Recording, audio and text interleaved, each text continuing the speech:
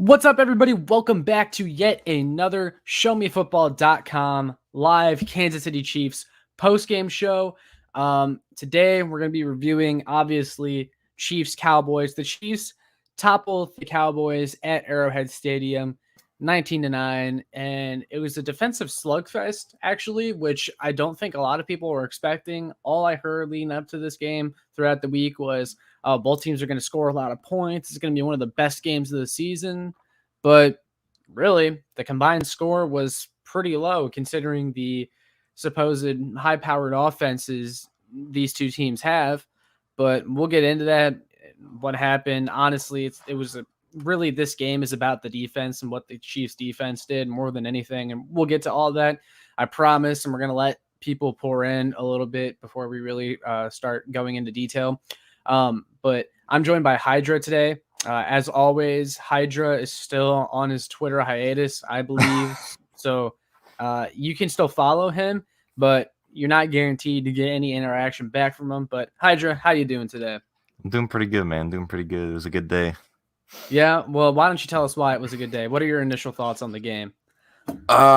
Defense like fucking phenomenal. Like pass rush is actually there. You have Willie Gay flying around, playing a good amount of snaps from what I saw.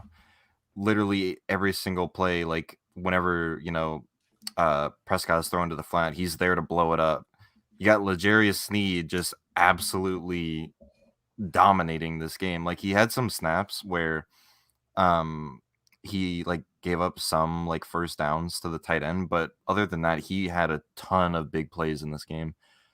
I just thought all around like the defense looked really good. We allowed no touchdowns, only 3 field goals. I thought it was a just really big defensive win. Yeah, and we'll stick with the defense since you kicked it off with that.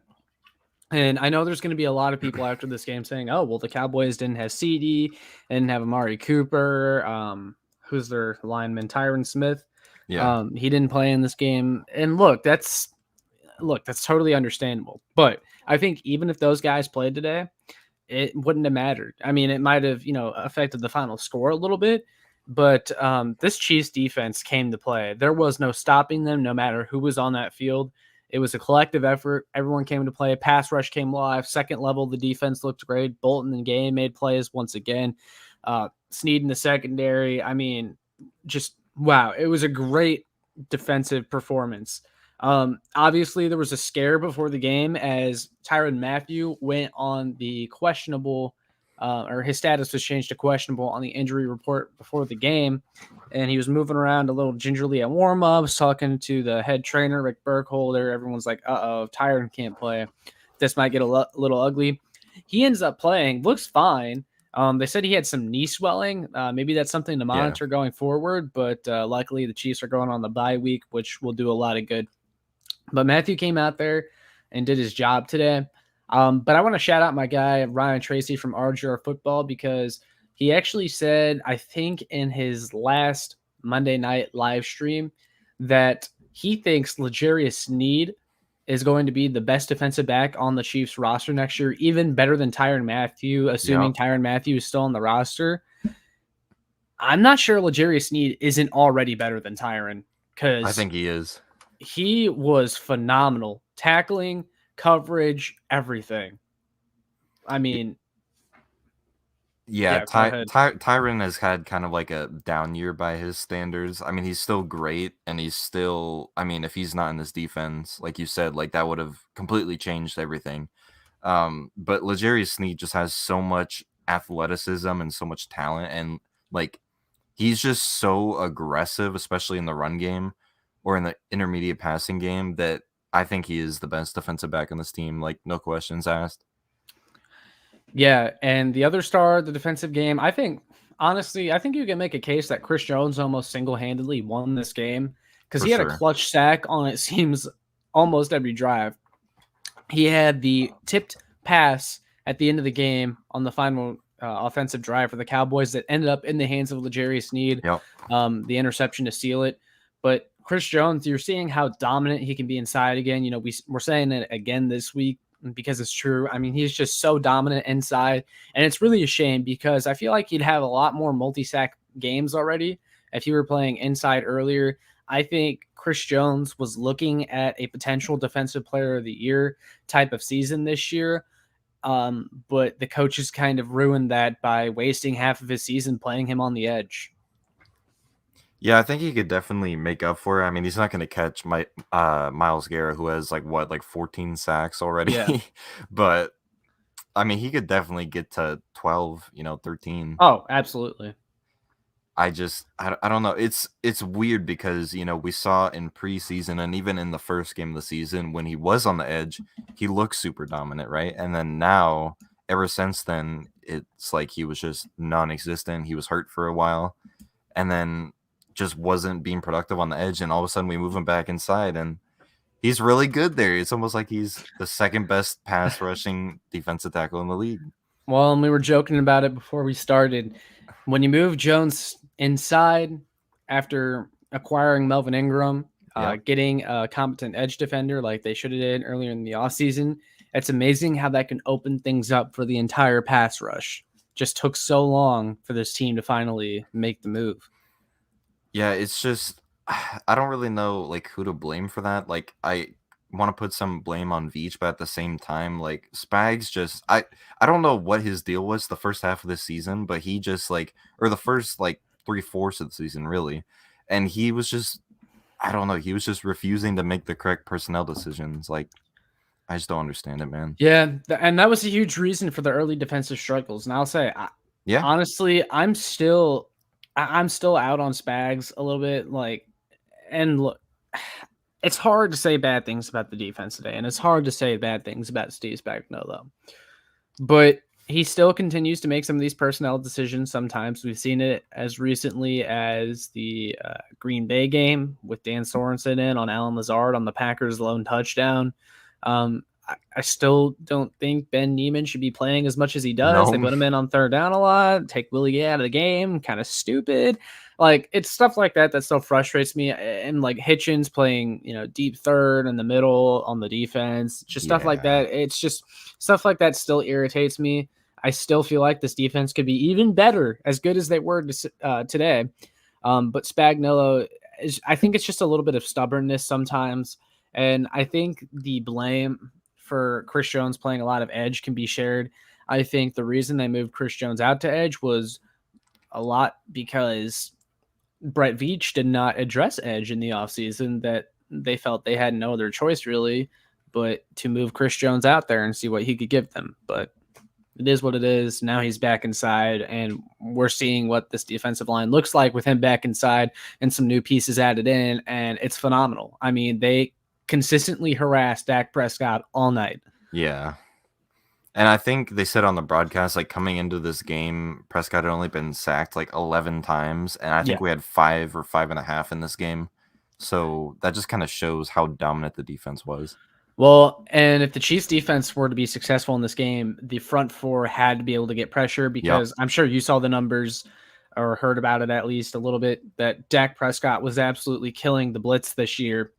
And you didn't see a lot of blitzing from the Chiefs tonight. They showed some formations that looked like, they might blitz here, but they backed off. They let the defensive line go to work, and it ended up working out. Yeah. I mean, we did blitz a little bit. Yeah. A lot of the time when we do bring Neiman and Sorensen in dime package, we do blitz them. Snead obviously had that one really good blitz. But yeah, they definitely didn't blitz as much as they did last week. Right. You saw Nick Bolton get in there a little bit too. I remember he was a heat-seeking missile on one of the plays. He also had, I think, a couple more tackles for a loss today, including one that really stood out at the beginning of the game on Ezekiel Elliott. Bolton made his presence felt early. He continues to do what he's done pretty much all year, make plays in the run game. And then Willie Gay, also your guy. There was one play in particular, I forget who it was to, but I think it was 3rd and 2 or something like that for the Cowboys. It's a play out to the flat to, I want to say Pollard or someone like that. And Willie Gay just closes in a flash. He did it 4 times this game. Yeah, and the guy didn't even cross the line of scrimmage before Willie Gay got there. Yeah, he is just so athletic. He in dime package, if you want to have Sorensen out there, okay, fine, but it needs to be Willie Gay over Ben Neiman. He should not leave the field for any reason. No, at all. Well, and it sucks that the linebacker depth is bad enough to where we feel like we have to play Willie Gay 100% of the snaps. But yeah, you just can't justify taking him off the field, especially on the most important downs of the game. I agree with that, but I mean, at the same time, like we know we have Dorian O'Daniel who can blitz. So like, if you're gonna go into the diamond blitz, like again, he should be there over Neiman. Right, absolutely. Frank Clark had another good game. He forced the fumble at the beginning of the game. The Frank Clark revenge tour is in full effect right now. I'm the last person you'll hear saying that, but man, he is just causing pressure. Like he's currently progressing from where he was. He's on an uptake, and it's just nice to finally see. Yeah, I mean, obviously he's still not worth the money he's getting paid this year. But he definitely looks a lot better than he used to. You know, he's looking like I'd say probably the best version of himself that we've seen, just in terms of like creating pressure, and just making plays in big moments. And that's something that I feel like he hasn't done before. So I mean, it's an improvement. I'll take it. Oh, definitely. One secondary player I want to highlight that I also believe had a really good game. Well, actually, there's a couple more that I want to get to. But Rashad Fenton had another pretty good game. I also had the blatant missed face mask call on one of the special teams plays, and we'll talk about the refs in a little bit. But Fenton actually ended up getting hurt. And when it happened, I was like, oh no, like you never want to see a player crawl off the field like that. Yeah. And it sounds like that actually it may not be all that bad.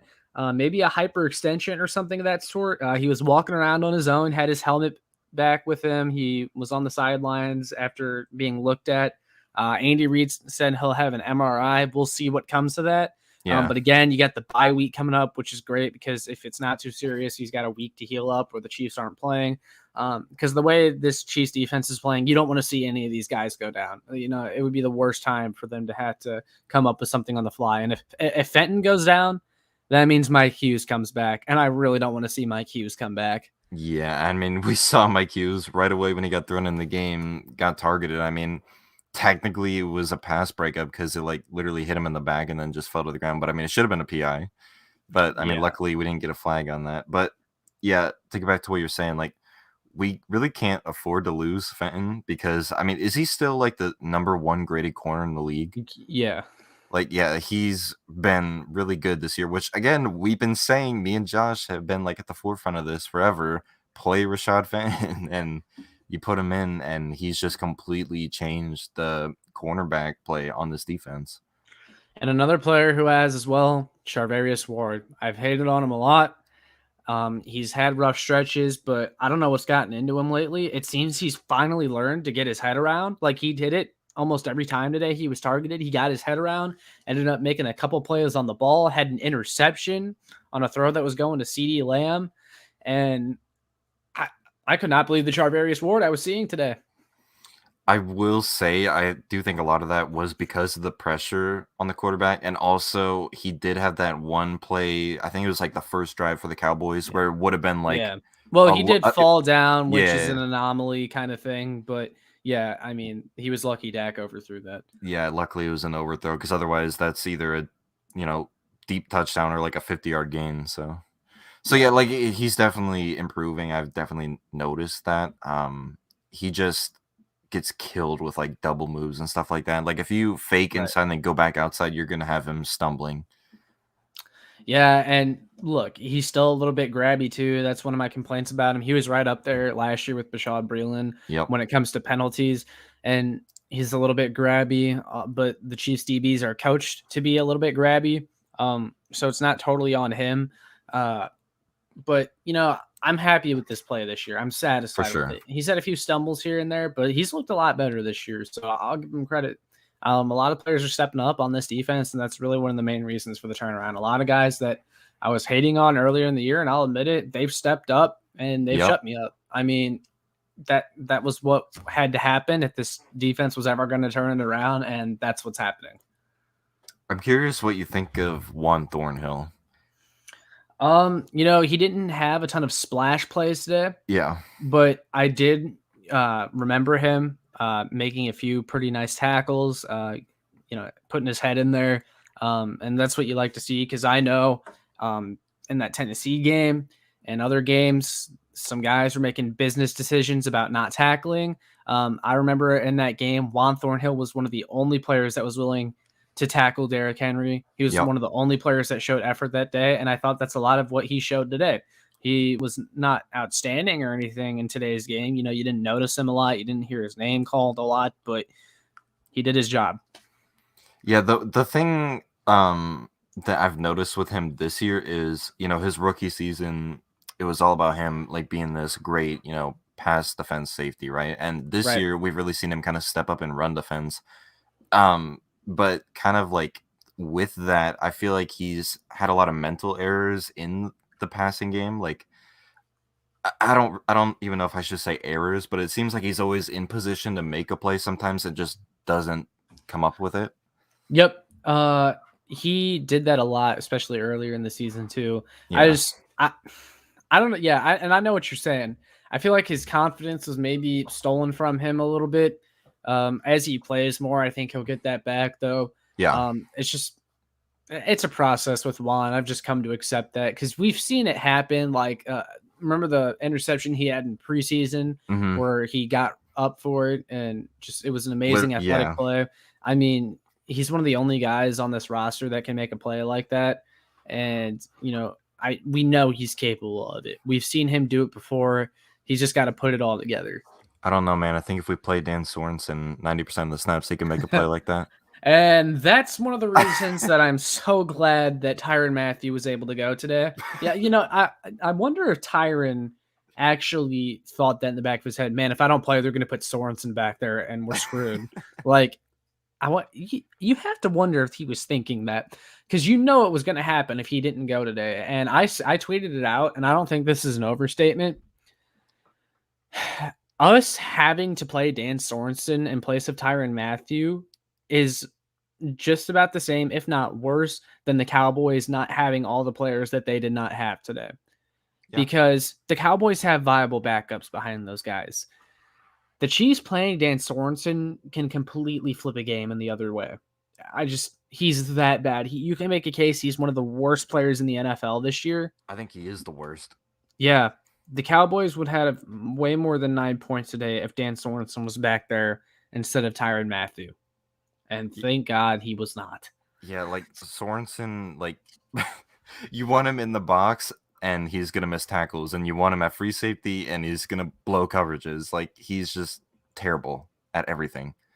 He is probably done in the NFL after this year. I doubt any team signs him after we cut him. I don't know, man. I think that interception in the Raiders game just secured a 2-year contract extension for him.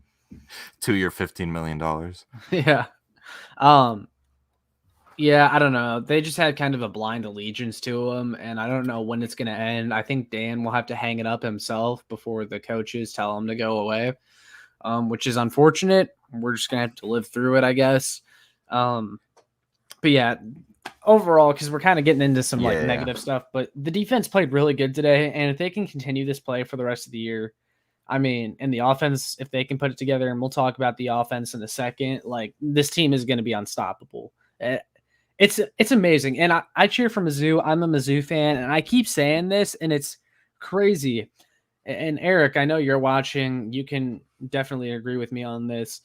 It is shocking how similar these two teams are. My favorite two football teams in college and the NFL, Mizzou and the Chiefs, both of them historically awful defenses to start the year.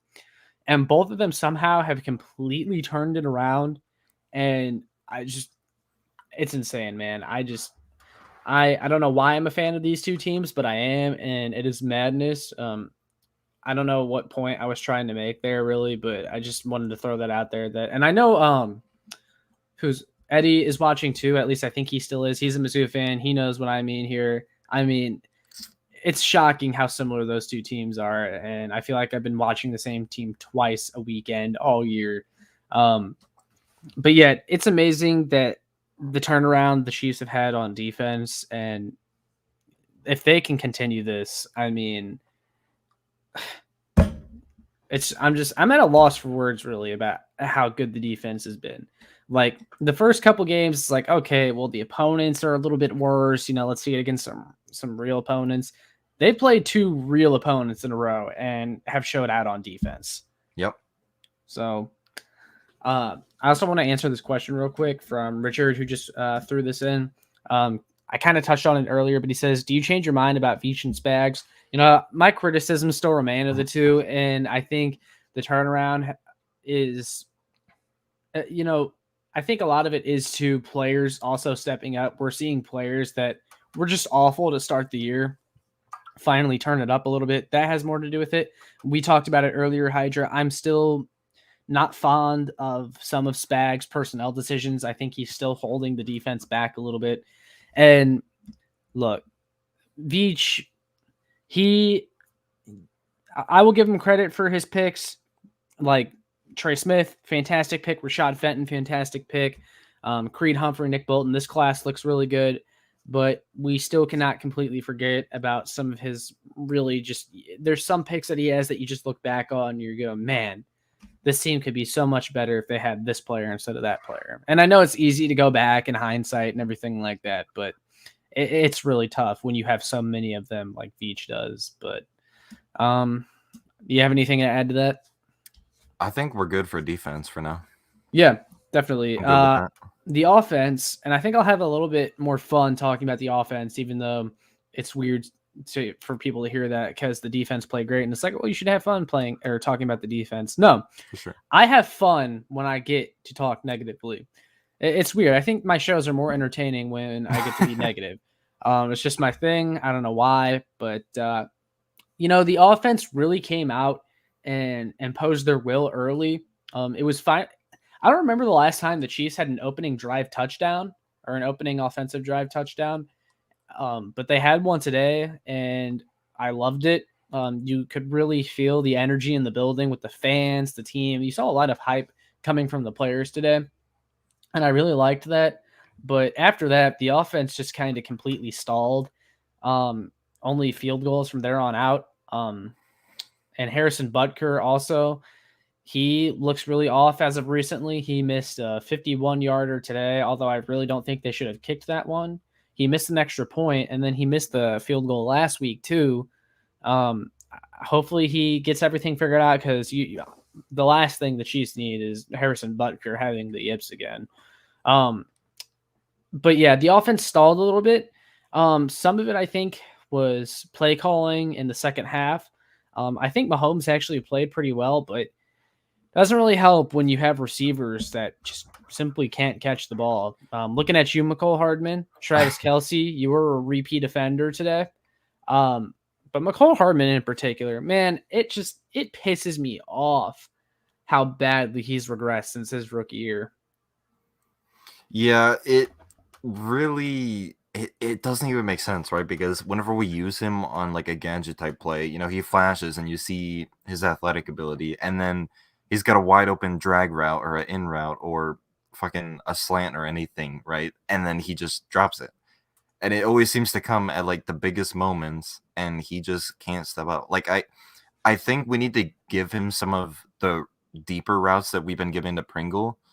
But at the same time, like it's just really disappointing, man. Yeah, and for the deep threat that he was the first couple of years, like he always, even though he was frustrating last year, he still would have his big plays. We're not even seeing the big 50, 60-yard bombs from McCole anymore. Like he's been totally limited to a behind the line of scrimmage player. Like I said before, I think I said this with Michael Darcy on KC Sports Report. I think he's so unraveled in trying to become the player that Chiefs fans on Twitter want him to become that he's actually gotten worse. Yeah, I would agree. Kind of stepping away from McCole Hardman for a second. I think, like, going back to what you originally said about Mahomes playing good, like, I thought he played really good. Well, the issue... Yeah, go ahead. Sorry. I didn't mean to cut you up. But, I was going to say, besides the play where Micah Parsons forced the fumble, like, Mahomes, you've got to be aware. Like, players are coming after you. You've done that multiple times this year where you don't protect the ball and it gets knocked out. I mean, you can't just carry the ball like a loaf of bread when you're running out of the pocket.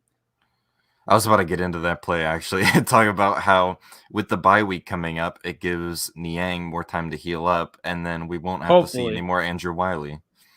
Or even Remmers. Not that I'm not saying I would take Remmers over Niang, but I'd take Remmers over Wiley. For sure. I mean, Wiley, man. Honestly, that's another situation where it's like, I can't even get mad at Wiley. I'm getting mad at the coaches for leaving Wiley on an island for so long, because they did that a lot. They would leave him one-on-one with these players like Parsons, and they don't give a tight end to help chip or, add an extra lineman in the game or help double team him. They're like, Andrew Wiley, we're going to trust you one-on-one. And they shouldn't have done that. Yeah, and we saw in the past few weeks that he's been in, they did kind of help him out, and I didn't see any of that tonight. So that is just very frustrating. Yeah, because it could have totally been avoided, that Mahomes fumble, and a lot of other Micah Parsons pressures today. Like Eric mentioned earlier in the chat, I didn't highlight it, but Parsons had like 12 pressures today. I mean, that's too much for one guy. Like, you're doing something wrong if one guy has that many pressures in a game. Yeah. Especially with the overhaul that this team did on the offensive line. One player should not be taking over the game that much, but Micah Parsons did. I mean, Micah Parsons was really one of, if not the only reason the Cowboys were still in that game at the end. For sure. I lost the comment, but I saw someone mention a minute ago that Josh Gordon sucks. Just wanted to inform you of that. That was Eric. Yep. Oh, I wasn't even looking at that comment. I was looking at a different one. But yeah, I mean, hey, he got a catch tonight. How you feeling? He had 2 targets, not just one this time. I will say a lot of people gave him grief for the first drop. If you go back and look at that and you watch the slow-mo replay closely, I mean, that ball was almost out of reach for him. That would have been a really tough catch. That being said, that's kind of a ball you expect Josh Gordon to catch, but I feel really bad for him because I feel like every time they target him this year, it's been like the worst possible times to target him. And he hasn't gotten a lot of good balls thrown to him, but I do believe eventually Gordon will get it going. I agree. Do the Chiefs resign Orlando? I think they have to. I mean, they might put him on the franchise tag, but this is not his only year in Kansas City. He's coming back for sure. Yeah, you don't give up the asset that they did to acquire him and let him walk. It would just be bad resource management. And look, let's be honest. Orlando Brown has really stepped up his play over the last few weeks. He's been solid. I think he's settling into this offense. I mean, but here's the thing. Orlando Brown, I think you can get him for like 15, 16, 17 million per year, as opposed to 20, 25 million per year, as some, Twitter check marks were projecting earlier on when the Chiefs originally traded for him, which would be a huge win. I agree. I think it's so hard, like, to predict, like, how good he's going to be, because he has, like, flashes, right? You saw a few weeks ago where he was amazing and allowed, like, 1 pressure. And then you have nights like tonight where he had a few pressures. I think he allowed a sack. I mean, again, it was Micah Parsons that we're talking about, so it's not like he's just some, normal edge rusher. But yeah, Orlando's been inconsistent. But again, like, do you really want Mike Remmers there instead? Do you want Andrew Wiley? Like, do you want to give up a first-round draft pick this year to try and draft the tackle? Like, no. Like, the best option we have is Orlando Brown. Now, I mean, like, we could obviously bring in a veteran in free agency to be the new swing tackle, which is probably going to happen, right? Because Remmers, I think, is done with this team. Or maybe they just draft a late round upside kind of guy, or maybe Prince Tega emerges as a swing tackle. But yeah, I get your point. Yeah, exactly. But yeah, I mean, Orlando, he's here to stay. I want to answer this question from Mark, and I want to hear your answer, Hydra. But do the Chiefs win out? I think that they have a great potential to win out. I think their schedule looks a lot easier down the stretch than a lot of us once thought. But and I can't say which game. I don't know, but I do feel like the Chiefs have one more loss left in them. That being said, I think there is a good chance that they can win out. I'm kind of with you there. I think if they keep playing the way they are, I do think they're going to lose, probably one or two more games. But I think not only could they win out, I think if they keep playing well and if the offense can actually convert on third down, if we can protect Mahomes on that right tackle spot, right? Like, I think that not only could we win out or win, every game except for like one game, but we might have a shot at the 1 seed because we saw today Tennessee lost Yeah, and I was going to everyone mention thought that. they were going to win out. But the AFC, like, I mean, the Bills lost, the Titans lost. Like, this is still a conference that's very much up for grabs. And I think if the Chiefs can, keep getting their shit together, they could definitely win out. Yeah. And you mentioned it with the other teams in the AFC, the way they're playing. I mean, there's no reason, I don't, at least in my opinion, that the 1 seed isn't still in play. I think the Chiefs should continue to play as if the 1 seed is still in play, because even though it's still somewhat of a tough path to reach it, and you have to hope, this team loses and that team beats that team and everything. But look, it's still totally possible that the Chiefs can end up with a 1 seed, or, I think 2 seed is. Man, I don't want to say guarantee, but it's almost a guarantee. I think that the Chiefs get the 2 seed with the way they're playing. I agree. So, if they keep this up, who knows? Another player I want to talk about on the offense is Trey Smith. You know, I thought today was one of his rougher games. I think he got beat a few times and he had some obvious holds that were, and look, they were smart holds because you don't want Mahomes to get hit. You'd rather probably take the penalty, but he did have some obvious holds. And then he has the lashing out at a referee, and some people were kind of mad at the flag. I mean, I think it was pretty clear Trey Smith said something that you can't say to a referee. But that was one of those moments where it's like, Trey, we love you, but you just got to shut up and move on. Because he had the holding penalty, which was like 5 or 10 yards. And then on top of that, he gets the 15 on sportsmanlike on one drive, and you just can't have that. Yeah, I think like even Rashad Fenton, right? Like, Yeah, like taunting on that I had play, no idea what he was doing. Like, look, I get you're upset about the whole face mask and everything that wasn't called, but whatever he was doing afterwards, I was like, Rashad, man, why? I think he Like, got in the defender's head. Like, I think they had been talking, earlier in the game, and then that's why that whole thing kind of started. And that's why, when his helmet got ripped off, he was like laughing and celebrating and like taunting and stuff like that. Like, I got in your head, right? yeah, But at the same time, like that almost cost this team because at first they didn't even call the face mask. yep. So yeah. And the thing is, look, I'm all for players showing a little bit of fire and standing up for themselves and everything like that. But I just thought Fenton in particular took it to the extreme there, just a tiny bit. Absolutely. I see an interesting comment from Eric. If you want to scroll, Yeah, not his let me most pull recent, it but the up. other one. Be enemy. Oh, yep, the enemy.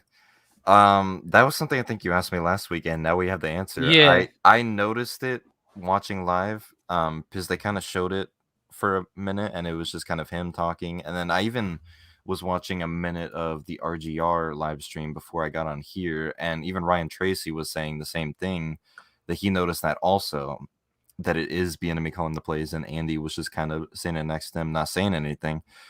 What's your take on that? yeah, man. I was with you, I think, saying I believe the enemy, had a part, but ultimately everything got ran by Reed, Yep. and Reed would either like put in his own 2 cents and change it up or whatever. But it's just been such a drastic difference in play calling and the way this offense moves the ball compared to the first part of the season, and then now that, man, maybe it was the enemy calling the plays. Yeah, I could definitely. I mean, I could see it either way. I wonder if the enemy these past few years, right, hasn't gotten the head coaching job. I wonder if Reed kind of said, "Okay, I'm gonna like sit back and kind of let you do your thing, let you kind of like showcase what you can do a little bit more this year. Yeah. I wonder if that's something that's been going on because we all I know, like, it's yeah. Andy's show. Like, at the end of the day, he still probably called the majority of plays today. We just didn't see that, obviously. Well, yeah, because you saw a lot of that stuff out there, like, oh, it's just Yeah. Reed, like, Bieniemy's a beneficiary, riding the coattails of Reed. He doesn't deserve to be a head coach. I think teams really read into that, and Reed tried to kind of hand over the show to Bieniemy this year to show people why he deserves a head coaching job because that's the kind of guy Reed is, and it just hasn't worked out. And I think also part of the reason, and this is a whole nother debate discussion. I think another reason that Bieniemy wasn't highly regarded in the head coaching searches was because if you look at the last couple of Reed assistants to get hired elsewhere, Doug Peterson, yeah, he won a Super Bowl with the Eagles in what was kind of a fluke year, but they ended up firing him a couple years later. You know, the way he went out was kind of ugly. Matt Nagy is probably, one of the best bets of first coaches to get fired this year, former Reed offensive coordinator. Maybe Yep. the league is just kind of cooled on Andy Reid assistants being hired as a head coach. I mean, yeah, but at the same time, wasn't Sean McDermott like one of his coaching assistants back in the day? Yeah, he was. He was. And so was I think Harbaugh. Shanahan like goes back with him to like Green Bay somehow. I don't even remember, man. It's Yeah, been he's got a huge coaching tree. he's got he's got influence everywhere But those are the two most recent examples that I for think sure. maybe the league kind of chilled on Bieniemy for that reason. I also heard he was a bad interview before, which I think is kind of a cop out. Kind of, oh well, maybe he's just not good in interviews. But look, maybe teams are like, so Bieniemy, what is your offensive philosophy? And now we're maybe seeing why he wasn't hired, just because maybe his offensive play calling isn't that great. Yeah, I first of all, I think that whole like he's a bad interviewer thing is just stupid. Like, have you seen him talk? Like Yeah, in terms of the way I he know that's why carries I was always himself. confused because Yeah, he seems like a professional. I mean, yeah, he has his like kind of outbursts, if you will, for lack of a better term. yeah, no. If you fuck But up, he'll like let you know. You know, he's right, definitely. But I think like but I like I think he'd coaches be. like that. I think he yeah exactly. I think he'd be a good head coach. Yeah, that's what I always thought. And look, you guys know how reactionary I can get sometimes. I was like, replace Reed with Bieniemy right now. I want a coach who disciplines players. That was the main reason, is because I just get upset that Reed doesn't discipline players a lot. But um, it.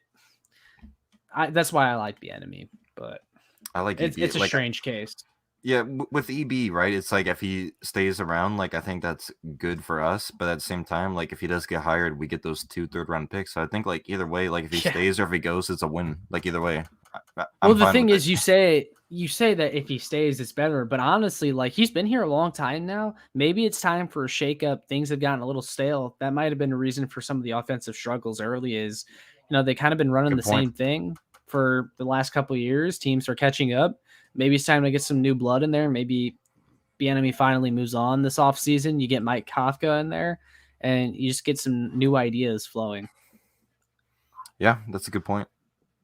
But yeah, we kind of talked about Clyde beforehand, but it was his first game back, and do have the stats in front of me. He had 12 carries for 63 yards, which is a 5.2 yards per carry average.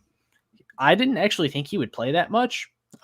He was activated very late in the week, but he ended up taking a bulk of the carries today. And I will say, he looked fine. That's kind of what he's been all year long, is fine. Um, and they actually ran a lot up the middle with him, but it was a lot more successful than it had been earlier in the season. I still thought they maybe did it a little bit too much, but he looked good considering it was his first game back from injury. I had one more thing I was going to say that kind of escaped me, but Jonathan maybe it'll Taylor. come back while you're talking. Yeah, well, that Jonathan Taylor could have had him 5 touchdowns Yeah, today, but yeah. Like I mentioned it before the show. I'm fine with Clyde. If we would have picked him in the 3rd round, it's a good draft pick, right? It's just we reached way too hard on him, and that's kind of the whole knock on him, really. I mean, even like if you think of like Kareem Hunt, right? He was a 3rd round guy. I'm pretty sure. same like stature and athleticism, like on paper, right? As Yep. Clyde, kind of same size, like definitely different running back story. I mean, Hunt's a top 5 back when he's the starter. We know that, but um, yeah, like I don't know. You and me have definitely been harsh on Clyde. You've definitely been way harsher, but I thought, Yeah. I thought he was okay today. Yeah, it's just, I mean, at this point, we just kind of have to. I'm at the point where I'm just accepting that, we see Daryl Williams go off last week, but then Clyde comes back and Daryl doesn't really see the field that much. That's just how it's going to be. So I've just kind of accepted that. I'm kind of done talking about it, to be honest. Like, yeah, I wanted Jonathan Taylor really bad and we didn't draft him, but it's fine. One more thing on Clyde, I will say. We saw Darrell Williams go off last week in the receiving game in particular. Clyde comes back. People are like, oh man, Mahomes knows how to use the check down. Clyde's going to get all these targets. Just wait till Clyde comes back in the passing game. 2 receptions for 13 yards. It's not going to happen. I heard so much for the last 2 years how great of a receiving back Clyde Edwards-Helaire is, but for some reason the Chiefs don't use him, and I have no reason to think that they ever will in the receiving game. Yeah, it's just I'm just done asking questions. Yep, It's it is just what it is. it's honestly, I think it's honestly just Mahomes doesn't trust him, and I think you kind of saw that even today. I think it was like With the pitch. his first target. No, not the pitch. His first target, right? I mean, he throws it to Clyde, and Clyde like steps out of Yeah. bounds after like catching it for 1 yard. Yeah, that one really frustrated me. Like, you got to know where you're at there. But Yeah, couple more notes, and then I think we'll wrap it up. Well, before we talk some trash on the refs and Joe Buck and Troy Aikman. But Noah Gray also had a nice catch today, 1 for 8 yards. I think they're slowly starting to get him more we involved. talked about it. And he's also just, he didn't have a ton of targets today or anything, but he's also just, his snaps, you're seeing them slowly increase. He was in there a lot for some blocking plays. He ran some routes to draw some attention. But I think he's definitely someone you have to pay attention to moving forward. Byron Pringle, another guy who quietly had a good game. Honestly, Tyreek Hill had a quietly good game. He didn't have any huge plays or anything, but 9 receptions for 77 yards. Was winning underneath a lot, getting the Chiefs those tough first downs. He's been great at doing that this year, even though teams have tried to take away the deep pass. But he just finds ways to still be productive. Travis Kelce, 5 receptions for 74 yards, but a couple killer drops, including the one that was intercepted. And Mahomes has had, 6 or 7 passes intercepted because receivers can't catch the damn ball this year. It's insane. It really is. I was keeping count on my Twitter, but obviously I'm not on Twitter right now. I know it was 6 as of like 2 weeks ago, and he didn't throw a pick last week, so I think it's 7 off of tip passes from a receiver now. It's just he's just so unlucky because his turnover worthy plays have gone down, and yet he's got more ins than he's never had in the season. Like, he's just so unlucky this year. Yeah, he really is. I feel bad for him. I really do. Honestly, I will not be surprised if the Chiefs go receiver round 1 in this next draft. I really would not be surprised. And I mean, honestly, if Frank Clark's going to keep playing this way and they decide to keep Clark just because of that, like not because I want him or anything, then it's like, okay, like if we're like, maybe we bring back Ingram, right? Because he looks like he's still got another few years in him. Yeah. So I'm just saying, I could definitely see how we could, keep Clark, re-sign Ingram, or bring in another veteran, right? Like, I could definitely see that, and then where we go, and either in free agency or the draft, obviously get that wide receiver too, because we tried this offseason, didn't work out. So yeah, also another reason I'm disappointed in McCole, it's clear they've been trying to replace him for the last 6 months, and he just doesn't seem to care enough to prove the Chiefs wrong.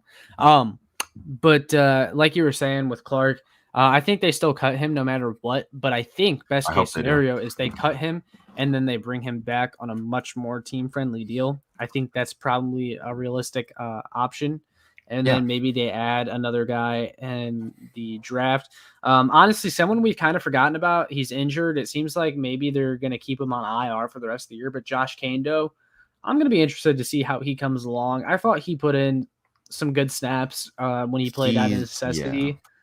But, I mean, we'll see with him. But I think there's enough upside there to maybe be hopeful for next year.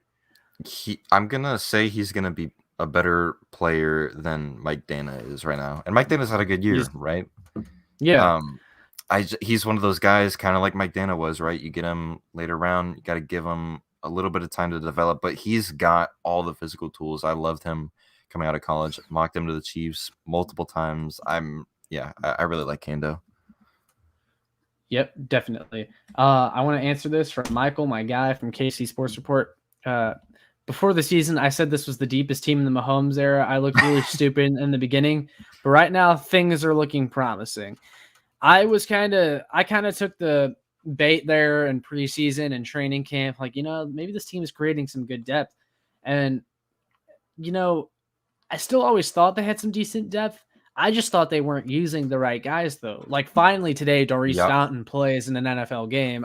It was only on special teams, but that's a step up from before. I always thought Doris Fountain should have been on the active roster. It's also a shame that Derek Gore went back to being inactive today, but obviously there had to be an odd man out. But with Jerick McKinnon now having this hamstring injury, maybe Derek Gore is active the next time the Chiefs play. We'll have to see. But, anything you have to add to that? I miss Darwin Thompson. Also real quick, in terms of him like saying that like it's looking more promising, having depth, I think especially on defense right now, there's not depth. Like if Willie Gay goes down, if if Rashad Fenn, let's say like he did have a serious knee injury today, like even Tyrann Mathieu, right? If he like has this knee problem, right, then this team looks a lot different. I don't think it's that deep. Yeah, in my opinion. I always thought they were top heavy. I thought they didn't create enough depth. But players are stepping up, which makes their depth look a little bit better. So, yeah, I mean that's pretty much it. I'm kind of done talking about this game. I'm ready to talk refs and Buck and Aikman if you are. Yeah, I'm so done with that. First of all, the refs were god awful. Firstly, the taunting on Clyde Edwards-Helaire. I get why they're cracking down on taunting a little bit, but simply pointing a finger at an opposing player while someone is running to the end zone and calling that a taunting play is just so stupid. It's soft, man. It really is. Yeah, refs were definitely really annoying. For both sides today, I thought. I thought, we got away with some DPIs that weren't called. We obviously had that no call, intentional grounding that they mentioned. But yeah, at the same time, like, the refs, like how they didn't see the Rashad Fenton face mask. Like he literally came out of there with his helmet off. I don't understand how that wasn't called. And it's just all night long, like it just seemed like they were just too aggressive. And yeah. Well, and then there was the play earlier in the game where Mahomes threw to Darrell Williams. Leighton Vander Esch was in coverage, and Leighton Vander Esch was kind of draped over Darrell before the ball got there. And look, I can understand a no call there, but on the same play, I think it was Parsons hit Mahomes in the face mask with his hand, and his hand kind of grabbed it, and that's a penalty almost every time, and they completely missed it. Yep. I wouldn't have called the Micah Parsons on that, but yeah, like it was definitely, defensive holding or DPI, whatever you want to call it, on Darrell Williams there. They were super inconsistent. The taunting calls were everywhere. They were atrocious. Yep. I thought, honestly, the Mike Hughes one, that probably should have been called pass interference on Mike Hughes. I can understand why it wasn't called in that moment, but man, the rest looked really bad this game. For sure. But even worse is that Buck and Aikman were, and we all know Aikman is a Cowboys homer. He's kind of a Chiefs hater. He's taken some shots at Mahomes on Twitter before. Yeah. But you could just, like, I've never seen an announcing crew that was so blatantly, just homers for the other team on national television. It was embarrassing. Fox Sports, you should feel ashamed. I mean, they were complaining about the refs. On every play that was being broken down by Aikman, he was like trying to save face for his Cowboys. It was painful to listen to. I think what the world really needs right now is Aikman and Buck to be replaced with Marshawn Lynch and Snoop Dogg. That because I've never liked them. I mean, it's not just because of today. Obviously, yeah, like you talked about, like totally biased towards the Cowboys, right? But I've just always kind of found them annoying. I've always liked Collinsworth and Michaels better, and Romo and Ince are also pretty good. Like they've got pretty good chemistry together as well. And it's just I'm so bored listening to Aikman and Buck because you just hear, well, Joe, you talked about this. And I don't know, man. They're just I can't stand them. Yeah, and Chase says Buck hates KC. He was hating on the Royals in the World Series. Well, Buck is definitely a St. Louis guy. He's always been involved with St. Louis, especially when the Rams were in St. Louis. I know why he's like that. But yeah, I definitely agree. And the thing is, look, I'm usually not one of those guys that complains about announcers unless they're like really bad or anything like that. I know people mute their TVs. I'm not a guy to mute my TV because of the announcers. In fact, I don't really pay attention a whole lot to what they say. Yeah. But I was pretty close to muting my TV for this game or turning it down because they were just that bad. It was one of the worst called games I've seen for I actually did have it muted at times. I think I don't blame you. Yeah, I think it was on Ward's pick. Like I literally had muted them right before that, and then he got the pick, and then I was just like, oh shit, I can't hear what they're saying. Yeah. But they were pretty bad. Luckily, though, it doesn't matter. They don't have an effect on the game. The Chiefs won today, 19-9. They're going to be heading into the bye week 7-4. And, when they were at one point looking like the season, it looked like the wheels were about to fall off. And now they've gotten themselves to 7-4 heading in the bye. You can't ask for much better, and this team really needed a bye. They're going to get healthy. I thought Travis Kelce looked like he was playing through injury a lot.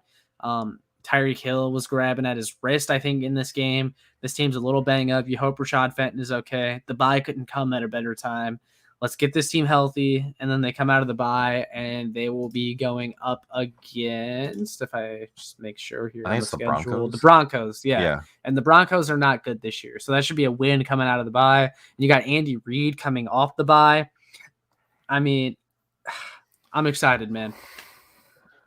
I am too. I hope this team can stay healthy because we saw last year how it ended when we did not stay healthy. Yep. So. And look, the Chiefs, they can make up some serious ground in the division after the bye week because they got 3 straight AFC West games: Broncos, Raiders, Chargers. I think all 3 of those are winnable games. And then all of a sudden, you're going to be leading the division by a lot. Yep.